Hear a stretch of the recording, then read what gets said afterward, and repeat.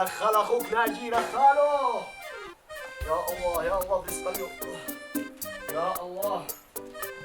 ايوه الشاي بدل. بعد الحامي بارد وبعد البارد حامي، سوا سوا. تشتهي الصدق يا بنتي، الضابط حق أمس هذاك أمان مو فاهم شغله. اكتشف أن قصة المنظمة هذا ألفوها القرية، لكن انقلبت على الحكوم كلهم. بس بصراحة يا بابا من أول ما لقيناهم طلعناهم معانا فوق السيارة وأنا مستغربة.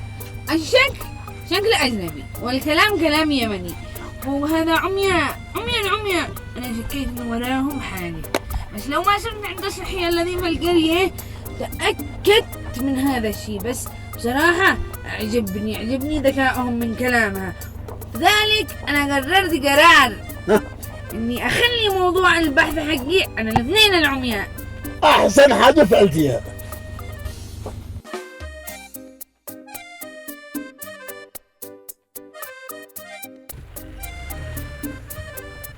يا بابا، مش هذا الرجل اللي كانوا عند الضابط وكان يدافع عن سعيد ومسعود؟ لا هو ما بدنا نسأله، يمكن يفيدنا في الموضوع. السلام عليكم. السلام ورحمة الله وبركاته. يا صباح الخير، يا صباح الرضا بعدل قريتنا. ما بالله حبينا نلطف الجو شوية معك، وجينا نرفع راية المحبة والسلام.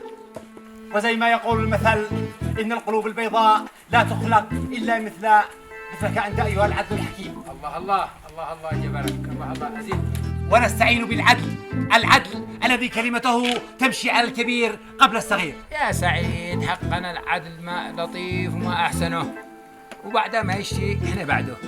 نعم، ولازم يعرف إنه كل ما يصدر مننا إنما هو في سبيل الصدفة التي يقع بها البعض ولا يقع بها البعض الآخر. إحنا عميان ولا نرى. إن الدنيا حق الله ما حدا شيء، وما حكم بالعدل إحنا بعده.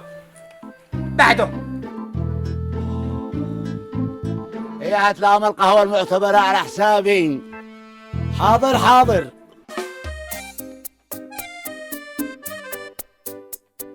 وهذه حكايتهم كله برغم الإعاقة اللي هم يعانوا منها. يشتوا يثبتوا للناس إنهم مش هم عاجزين، وإنهم قادرين يعيشوا حياتهم طبيعية مثلهم. شفت يا بابا، هو هذا الذي أشتي أثبت للناس من خلال موضوع البحث حقي، إن الاثنين العميان بيفهموا الناس بشكل طبيعي، بس يشتي من الناس إنهم يتعاملوا معاهم بطريقتهم الخاصة. أيوة، وأنا الآن ارتحت إنه لقيت من يفهم بنتي في حقها البحث. بس باقي حاجة واحدة أطلبها منك. نقدر نحصل سكن آمن لبنتي تخلص بحثها هنا في القرية؟ ولا تدور سكن، ولا بنتك تحتاج سكن أصلا. تروح بيت حليمة بنت مرشد، هي ساكنة عند أختها، وهي هتساعدها كثير، لأن حليمة بنت مرشد هي أقرب واحدة من سعيد ومسعود. يا خالد، قتلوني. هذا الأستاذ شرف. أستاذ أشتيك تشل الدكتور والدكتورة وتروح ترواهم بيت حليمة بنت مرشد الآن على طول. أبدا، أنا قبل كل حاجة ضروري أعرف بيت سعيد ومسعود. تمام.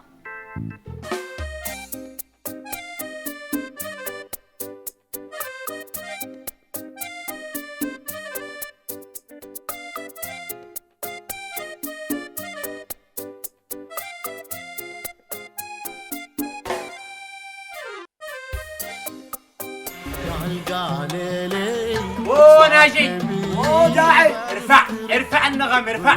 هذا قصد كله. وانت مو ابو عليك، ارفع لهم النغم. ما يرتفعش، مفتاح الصوت خارب. الريموت كنترول يا جاهل، ارفع الصوت. اي ريموت كنترول يطمس. هذه راديو ابو كعكة من زمن جدك. راديو أبو كعكة. ايوه. مكسور ايديه. حق البطارية فالت يا خالد. وما كانت دقة الحق يجر. مو دري. خيانة وطني حقنا. خيانة. واللي بعده دحين هكذا. القراصات.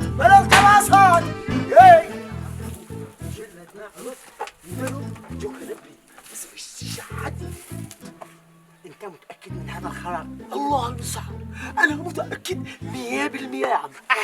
وباي عندي وديعه وتستني اثبت لك السر الصميم الحقيقي مع ابي صميم. باي باي. خلاص ما دام قهوه هذا الكلام. ايوه روح لك وانت روح لك وما حد يدري. خلاص روح لك، روح لك انت. لا خلاص روح لك. انا لا تفتجعش علي خاطرك، ما حد يدري.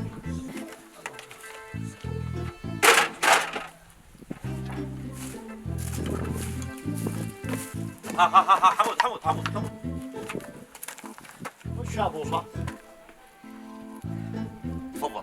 صلحكم. كيف صلحكوا ورتبكوا ونظفكوا ورجعكوا احسن من الشركه الذي جاته. إنا جبرك وجمل وعدك. هي متعمل حسبة. وما تداري يعني. ايوه لمو. الله المستعان، لمو بين الكرامة حساب.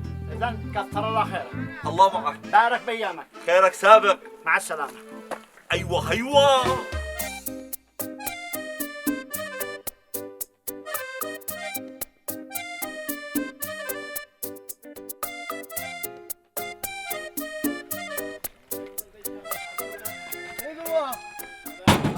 يا سعيد يا مسعود. هكذا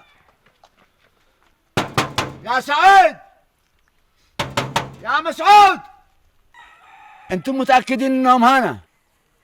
كيف؟ سؤال بالله عليك، انت ابن القريه وانت مفروض انك تقول لي تتاكد انهم كان داخل ولا خارج. لا قصدي الذي بلغكم هو متاكد انهم داخل. بصراحة أسئلة أهل القرية غريبة. ايامه قد في بطنك بعد اللقمه الحاميه حق اختك حليمه. ما شاء الله عليه وعلى الاكل حقه مع اطيب نفسه. المرة كله مكافحه وعزيزه نفس ومشحوطه. إن ما شاء الله عليه عارفه كيف تتعامل مع اصحاب القريه. هذا شكلهم مشهم داخل. انا عشت افهم كيف حسوا انكم جايين تقبضوا عليهم هربوا. كيف؟ نقبض عليهم. تعال نقبض عليهم انهم ما تعيش بتهمة انكم قلتم انهم مطلوبين للبحث. يا ابن الناس مشهم مطلوبين للبحث الجنائي بسبب قضيه جنائيه. اصلا سعيد ومسعود اصبحوا ناس مهمين قوي، وبنتي الدكتوره بتعمل عليهم بحث علشان مشروع التخرج حقها. ايوه كيف؟ تعال افهمك. يعني ان الدكتور حق الجامعة طلبني اني اسوي بحث عن حاجة محددة. ايوه انا بصراحة عجبني موضوع العميان لانهم ذكيين جدا، فلذلك انا قررت قرار انه يكون موضوع البحث حقي عن الاثنين العميان. الله على خبر. صحيح هذا.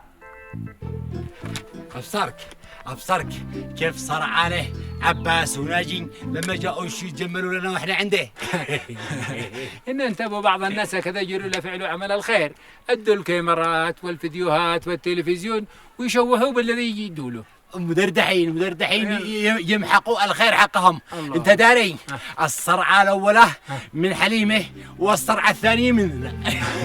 اليوم اتفقنا اننا نرفع رايه السلام والمحبه بيننا اصحاب القريه. اوه صح ابدي قلبك يا اخي مسعود كيف تذكرني. الله ما تكذب سرتك فاهيه مسرع تنسى.